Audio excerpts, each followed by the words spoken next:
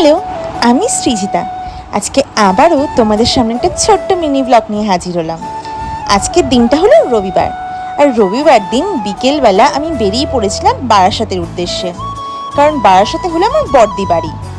আজ ছিল আমার বড়দির মেয়ে মানে আমার ভাগ্নির নাচের প্রোগ্রাম। ও একটা নাচের স্কুলে নাচ শিখে থাকে, আর প্রত্যেক বছর এই দিনই ওদের নাচের স্কুলের অ্যানুয়াল ডে ফাংশন হয়ে থাকে।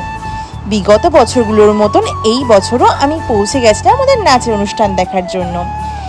আজকে যেন প্রচুর ভিড় ছিল। সকাল থেকে প্রচুর বৃষ্টি হয়েছিল বলে ভেবেছিলাম হয়তো কোনো অডিয়েন্সই থাকবে না, বাট এত অডিয়েন্স ছিল বলার মতনই না। রাতে অনুষ্ঠান শেষ হওয়ার পরে পৌঁছে গেছিলাম দিদি বাড়িতে, আর সেখানেই দিদি আমাদের জন্য বানিয়েছিল চিলি চিকেন আর ফ্রায়েড রাইস। আমার দিদি কিন্তু খুব ভালো রান্না করে, আর সেটা খেয়েই রাত্রিবেলা আমরা ঘুমিয়ে পড়েছিলাম। সকালবেলা ঘুম থেকে উঠেই দেখলাম এত সুন্দর একটা পরিবেশ, পুরো বৃষ্টি হচ্ছে চারিদিকে।